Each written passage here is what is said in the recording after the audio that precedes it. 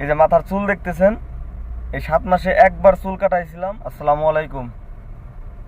আজকে নতুন করে একটা ভিডিও নিয়ে আসলাম। তো প্রবাসীদের জীবনটা কেমন হয় সেটা আমি নিজে প্রমাণিত এবং বাস্তবতা কিছু কথা তুলে ধরতেছি। আমি আসছি 7 মাস প্লাস।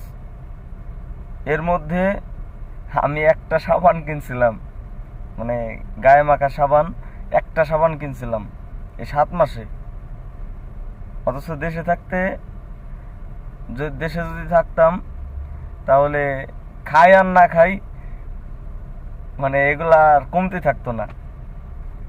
7 মাসে একটা সাবান ব্যবহার করছি, এখনো শেষ হয় নাই, আছে একটু। আর এই যে মাথার চুল দেখতেছেন, এই 7 মাসে একবার চুল কাটাইছিলাম। আর রোজার মাসে উমরায় গেছিলাম, তখন প্রথমবার উমরা করছি, তো এই জন্য টাক হয়েছিলাম, মাথা টাক হয়েছিলাম। সে টাক হওয়ার পরে এই যে চুল যে বড় হয়েছে, এ পর্যন্ত আর চুল কাটাইতে পারি নাই বা কাটাই নাই। আসলে একটা প্রবাসীর জীবন, হাজার হাজার লক্ষ লক্ষ প্রবাসীর জীবন এইভাবেই কাটে। এখন অতিরিক্ত গরম, গাড়ির মধ্যে এসি সাইডে বসে আছি, বাইরে অনেক রোদ। আর কাজ কামের অবস্থা আর কি বলবো, গাড়ি সাইডে দিতেছি, ফুড ডেলিভারির কাজ।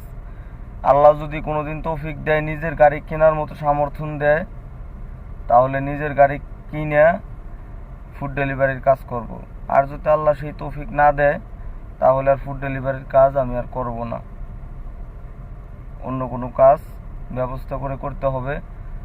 তো আপনাদের কাছে একটাই চাওয়া, আপনারা দোয়া করবেন যেন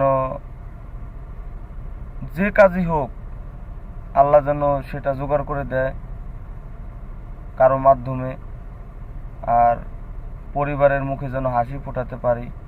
আমার জন্য আমার পুরো পরিবার খুব চিন্তিত, সবাই বেশি একটা ভালো নাই। দোয়া করবেন।